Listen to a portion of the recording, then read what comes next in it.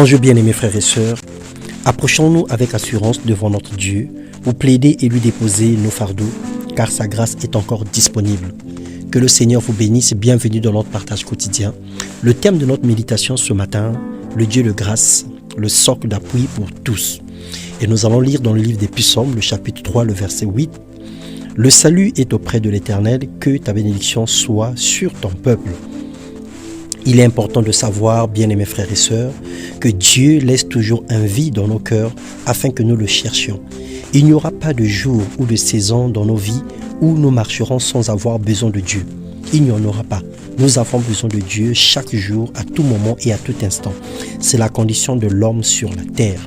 Dans Deutéronome, le chapitre 4, le verset 30, il est écrit « Au sein de ta détresse, toutes ces choses t'arriveront. Alors, dans la suite de temps, tu retourneras à l'Éternel, ton Dieu, et tu écouteras sa voix. » Autant que Satan fait les mises à jour de ses stratégies, autant nous devions nous lever à rechercher la protection de notre Dieu et les moyens pour contrecarrer les attaques du diable et les propos insensés de Satan. Soyons en éveil, la nuit est avancée et le jour approche. Jésus t'aime, il te serre dans ses bras ce matin. Il rend ton cœur léger, il te comble de sa présence, te remplit de son Esprit Saint, te communique une paix et répand favorablement sa miséricorde sur toi.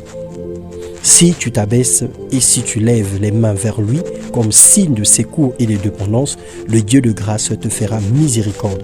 Parce que la grâce de Dieu est une source de salut pour tous les hommes. Elle nous enseigne à renoncer à l'impiété et à marcher en nouveauté de vie, en renonçant à tout ce qui ne glorifie pas le Seigneur.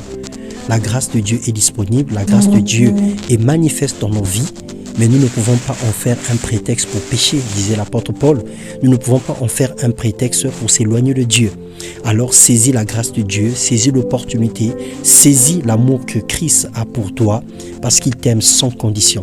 Quelles que soient tes erreurs, quels que soient tes manquements, le Seigneur t'aime et il n'arrêtera jamais de t'aimer. Mais attention à toi, parce que le jour du Seigneur viendra comme un voleur. Si le Seigneur vient te trouver dans une condition qui ne te favorise pas l'accès dans son royaume, alors tu es perdu malgré les années de grâce et l'abondance que tu aurais reçue dans la présence de Dieu. Alors que le Seigneur te bénisse, sois abondamment béni, sois comblé d'une merveilleuse grâce, sois comblé d'un don parfait et d'une grâce excellente. Que le Seigneur te bénisse et te propulse plus haut, plus haut dans un endroit que tu ne t'attendais pas, plus loin dans une contrée que tu ne t'imaginais pas, parce que c'est le Dieu de grâce. Appuie-toi sur lui, fais de lui ton ancre, fais de lui ton socle et ne l'abandonne pas, ne te relâche pas, ne le lâche pas. Dans le nom de Jésus-Christ. Amen.